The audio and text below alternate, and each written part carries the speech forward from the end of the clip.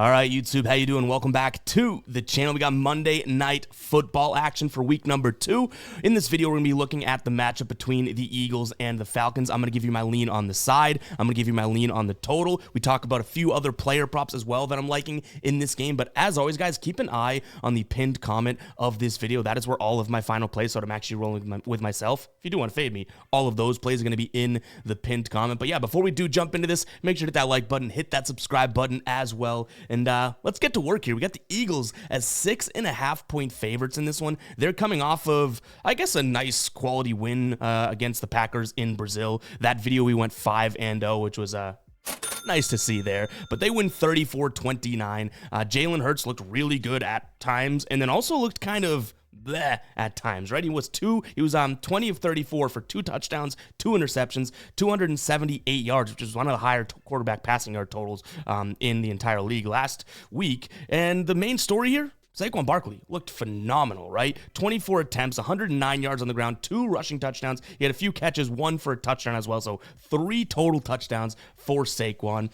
On the other side of things, the Falcons lost to the Steelers, but I still don't know if we know exactly what we're getting out of the Falcons based on that one game. You had Kirk Cousins look absolutely mediocre. He was 16 of 26, 1 tutty, 2 interceptions. Bijan Robinson didn't look like himself or all that phenomenal. The running backs didn't look that great. The receivers didn't look that great, whether it's Drake London or even Kyle Pitts from a receiver standpoint as a tight end. Like, I do think that we have some question marks here, and honestly a lot of question marks here from the Falcons offensive side of things. They looked like they started the game okay. They had 10 first half points. They were winning at half, and then they just went kaput in the second half. So not exactly sure what we're going to be getting out of that offense. However, I do think that they progress a little bit from week to week here because, again, they played the Pittsburgh defense. This defense they're facing this week in the Eagles, not the same type of defense. That was one of the better defenses in the league, and this Eagles defense still has a decent amount of work to do. Even though they have playmakers on the defense, they're still not the most defensive sound team out there, right? So when we look at this spread, we see it at 6.5 points. If I had to make a play on that number, I would still lean Eagles because I do think that there's, to some degree, offensively, and I do think this could be an offensive game, there is a level of anything you can do, Falcons, us Eagles will do better in a sense. Do you know what I mean? So the Eagles are sitting there saying, okay, well, I will call your Kirk Cousins with our Jalen Hurts, right? I will call your Bijan Robinson with our Saquon Barkley. I'll take your receivers and raise you Devontae Smith and A.J. Brown and even Dallas Goedert, you know what I mean? So if this is an offensive game, which I think it's going to work its way out to being there, I have to lean towards the Eagles. But the way that I'd probably actually end up playing this, and it's still kind of juiced, we can kind of massage the numbers a little bit, but let's jump into DraftKings here.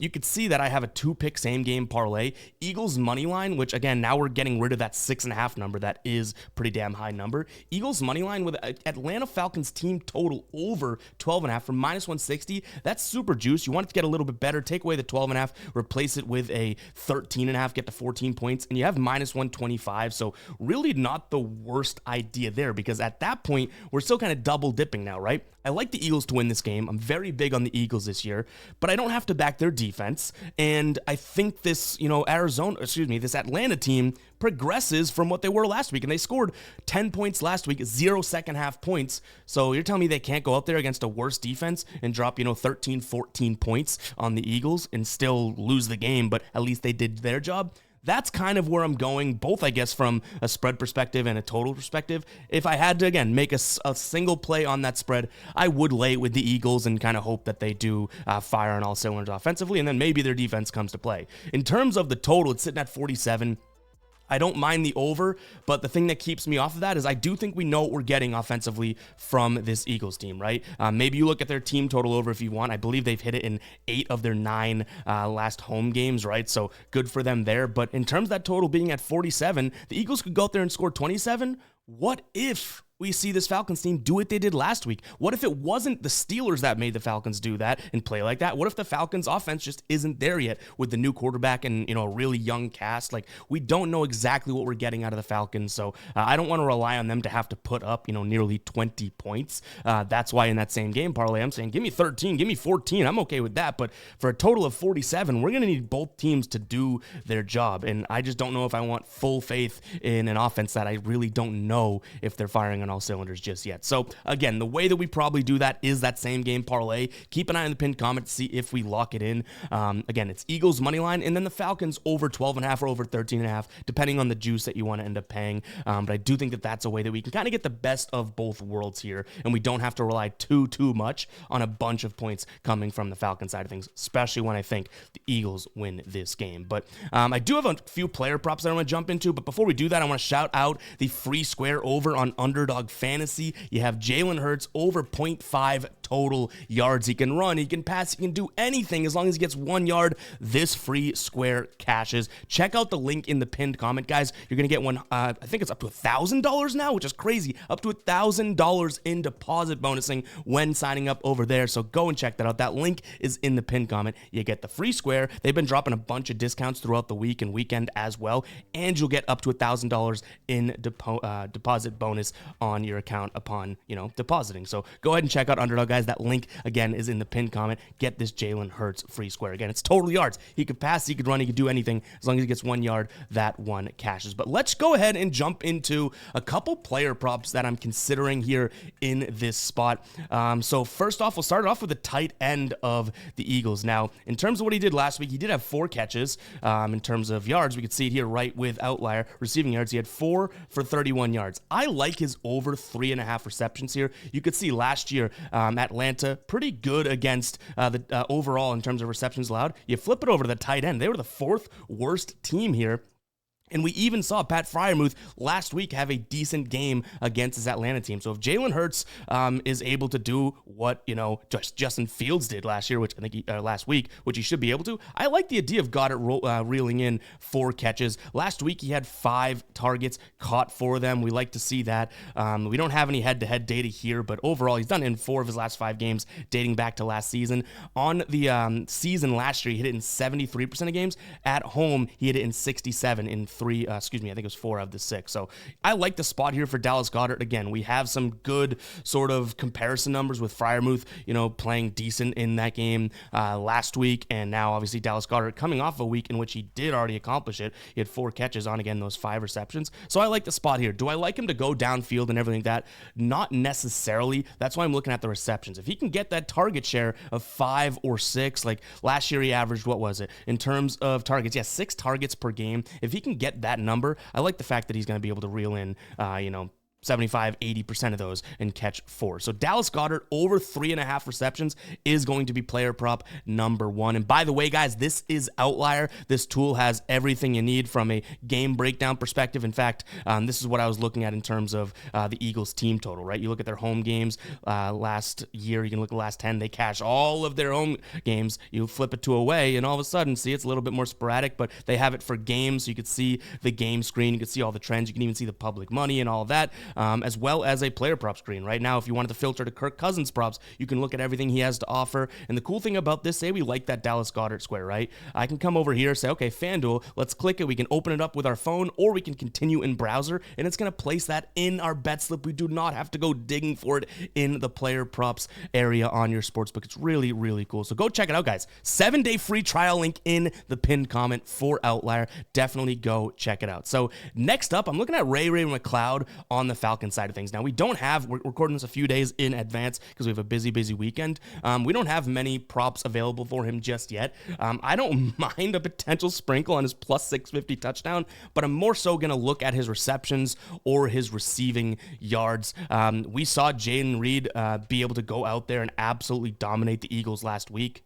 You could see right here, Reed, 6 targets, 4 receptions. He had 1 touchdown. He also rushed in a touchdown with a 33-yard run. And what I like to see is if we go over here and look at where these wide receivers are lining up, let's go to Jayden Reed to make that sort of comparison, right? Green Bay, you have Reed. 80% of his snaps were in the slot. Well, look at this. You go head up to Atlanta. Look at who's the slot receiver. Ray McLeod is the slot receiver, and I think that he could kind of replicate that. Obviously, a lot of this focus is going to be on Bijan. It's going to be on Kyle Pitts, Drake London, and this isn't the most dynamic dynamic Eagles defense to begin with. They can't cover everybody. So I really like the idea of Ray McCloud being able to kind of duplicate what Reed did. And in fact, he can kind of just duplicate what he did last week. He had 7 targets, 4 receptions for 52 yards. I think we're going to get some good value. He led them in receiving, both from a targets perspective and from a yards perspective. Only Bijan Robinson had more receptions than him. So some sort of a Ray McCloud prop is on our radar. Again, we don't have many lines available, but if we can get a good receptions line or something like that,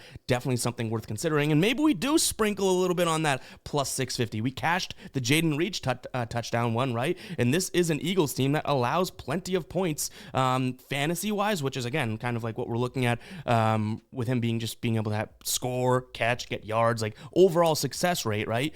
This is an Eagles team that allows plenty of that to the slot receiver. McCloud is a slot receiver, so I like his dynamic ability here. And again, I think a lot of the focus, both betting-wise and Eagles defense-wise, is going to be on Pitts, London, Bijan. Let's not forget about Ray, okay? So keep an eye on the pinned comment to see if or what we end up rolling with. But that's what I have for now. I know I've said it a million times, but the pinned comment is going to have, any added plays or changes or anything like that, so make sure to keep an eye on it. Again, we're leaning towards the Eagles in this spot, but I almost want to make it that same game parlay to get us some good value, because I don't think it's going to be tough for the Eagles to win, but I also don't think it's going to be that tough for the Falcons to go out there and have 2 scores and maybe put up 13, 14 points. That shouldn't be tough. Their normal team total, I think, is at like 19.5. So I like that. I'd also, if I had a gun to my head, I would lean towards the over 47, but there still is a little bit of a question mark in my brain about that Falcons team being able to get to that 20-point mark or anything like that, which essentially with the odds here, you're thinking it's going to be an Eagles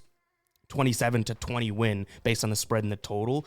So I just don't know if I have full faith in the Falcons. But again, we're knocking off a bunch of points to get down to that 12.5, 13.5. That I have faith in. But that's how I'm going to play it. But again, if you don't have the same game parlay ability, or if you want to ride with a side just outright, probably Eagles for me, minus the 6.5, as well as the over 47.5. But I like those player props as well. Dallas Goedert and Ray McCloud. And then we'll see if we come up with anything else. We may throw some touchdown scorers in or whatnot as well. But pin comment, that's where you guys can find all that for free. But that is going to do it for me in this video. Again, go check out Underdog. They have that Jalen Hurts free square. And check out Outlier, the player prop app that I was using to show you all of the Dallas Goedert data trends and analytics and whatnot. It makes it super simple. If you can understand that green is good and red is bad, you can profit with Outlier. 7 days free in the pin comment, right? Well, guess what? After that, it's only $19.99 per month. You're not going to get hit with this huge bill or anything like that. And in fact, if you do go and start cashing with Outlier, it may pay for itself, right? $20 a month. And if you can cash more than $20 a month, it's paying for itself. So check it out. That link is in the pinned comment. Let's cash this week. Let's keep that momentum going. We're recording this early, so I don't know how we've done on Thursday or Sunday, but we had an amazing week 1. I doubt we'll be able to go 17-3. We swept Monday Night Football last week. I don't know if we'll sweep this week either, but it was a blast in week 1. Let's see if we can just keep it going in week number 2. But I'll catch you guys in the next one, all right? Peace out.